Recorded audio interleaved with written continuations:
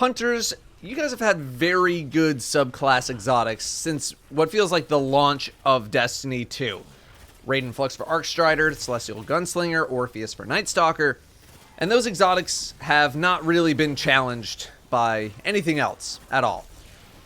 Until today. Star Eater Scales, the newest hunter exotic, is here, and it wants a piece of the action. So let's talk about it. Star Eater Scales give you additional super energy when picking up Orbs of Power. When your super is full, picking up orbs will overcharge your super, stacking up to 4 times, giving you a burst of healing when you cast your super, and boosting your super's damage. If you have 4 stacks, you also gain an overshield. As you can imagine, there's a little bit going on here, so let's break this down. Orbs picked up while wearing these boots will give you approximately double the amount of super energy compared to orbs picked up while not wearing these boots. When combined with something like Bad Juju, that means that you are going to be cranking out supers insanely fast with no extra steps involved. Simply kill and pick up orbs. But the damage is the more interesting part. With no stacks of Feast of Light, which is the name of the buff that you get for picking up extra orbs, your super is not special in any way in terms of bonus damage. For every stack, your damage increases by 15%, additive. So 15% for 1 orb, 30 for 2, 45% for 3, and 60% for 4. So how does this actually interact with each super? Gunslinger is probably the most interesting due to Bottom Tree's ability to crit and knock them down. It's even more interesting because these effects will stack with each other. Feast of Light times 4 is 60%, Knock them down is 30%, and when combined, you get a grand total effect of over 100% bonus damage. We did damage testing on Kali because it's one of the few targets in the game remaining that doesn't take 10 minutes to get to and won't die within 2 or 3 shots. Keeping in mind that Kali has a different headshot multiplier than most other enemies in the game, the numbers could not be clearer. With no boots and no knock 'em down, 3 crits gave us 159,000 damage. Knock 'em down gave us 207,000, which is a 30% increase. Feast of Light times 1 gave us 183,000, a 15% increase, whereas 2 stacks gave us the exact same 30% increase that Knock 'em Down does. The rest of the numbers are on screen, culminating in the final shot.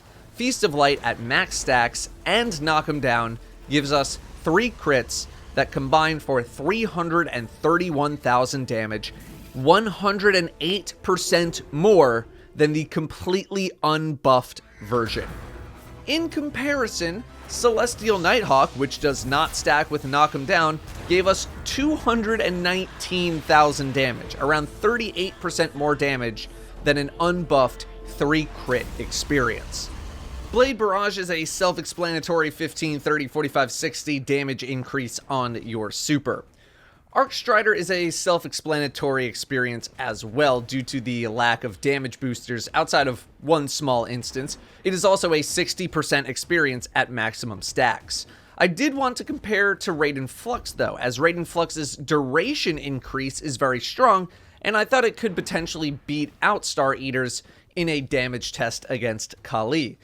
A light-heavy combo from a 4x Feast Arcstrider super deals 36,086 damage. That same combo with maximum stacks of Synapse Junctions does 34,356 damage, a difference of about 1,700 damage per combo, which in the grand scheme is not a lot.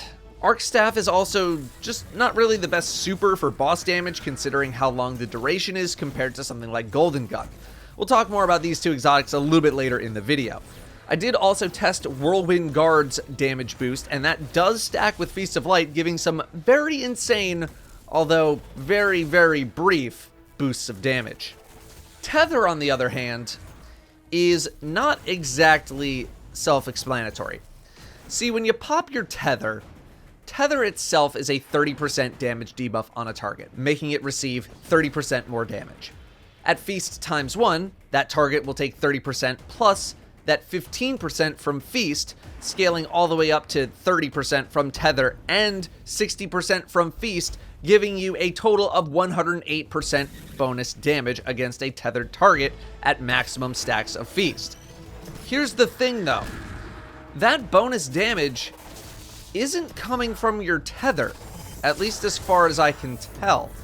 After casting your super, you get a hidden weapon damage boost equal to the amount of Feast of Light stacks that you had. And this happens with all of the other subclasses as well. The duration is about 10 seconds for this boost, not exactly as long as the shield, but there's no indicator on the screen that says that it's happening. Whether or not this is a bug or a hidden feature of the exotic, I don't know, but that's how it's working as of this video. This could be a way to prevent entire fire teams from being able to deal 108% bonus damage to a 4-stacked tether target, since the bonus damage is only applying to the hunter. These boots are arguably the worst for Revenant hunters because Silence and Squall is not really a damage dealing super, it's more about crowd control, and thus I wouldn't really recommend its use with these boots. So let's talk practical application. Not really a PvP exotic in my opinion. If you wanted to use it before you get your super and then swap to something else, that would be fine. Or if you wanted to swap to it when a bunch of people are popping their supers and you're actually able to scoop up orbs, that is also fine. I don't think you need to use this as your PvP exotic though. The amount of times I feel like you'd be able to take advantage of this effect with your super and actually have it be a difference maker, probably not very often. Which brings us to PvE. A lot of chatter with Golden Gun specifically. It's better than Celestial, it does more damage than Celestial. Yes, it does. Under strict conditions. The orb condition, not really the most difficult one. Knock 'em down is a bit more difficult to get though. Also, you need to get 3 crits in a row. Missing a crit is going to devastate your damage, although missing a Celestial shot is obviously awful. If we're talking just any sort of run-of-the-mill activity, seasonal content, strike playlist, gambit, basically anything that isn't a Master or GM Nightfall, my vote is definitely for these boots over Celestial. In Master and GM content, getting that knock 'em down proc is going to be a bit tougher to pull off, but as far as champion killing goes, that is certainly appealing, especially considering how many orbs you can generate with Golden Gun crits. I definitely want to play around with it this season, and maybe we'll come back to it. When it comes to Arcstrider, I think my vote is still with Raiden Flux, and that's really due to Raiden's duration. While you will miss out on a little bit of damage, and I do mean a little bit, if you're using Arcstrider in a Master Nightfall, you're probably using it for ad clear, as you should because it's very good at doing that. Thus, you want a longer duration super when the damage differences are that small. If you're using it for boss damage, I think I would still go with Raiden Flux because it lasts longer, and if you're using Arc Staff for boss damage, you're probably in a position where you need to be there as long as you possibly can. For Tether, it really depends on the application. If you're using it for crowd control, I'm saying stick with Orpheus Rig due to the ability to get many supers very reliably. I did see an energy converter based build on Reddit recently which has some potential, but that seems like it's mainly for activities with very high enemy density and or are lower difficulty. In Masters and GMs, you don't have as much free reign and you're also not genning as many orbs compared to a non-GM activity. Orpheus is likely a much safer play for the majority of players.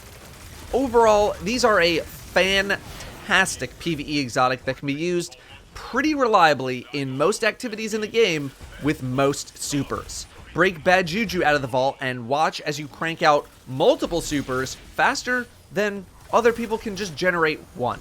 Thank you very much for watching. I'll see you next time. Peek me, you little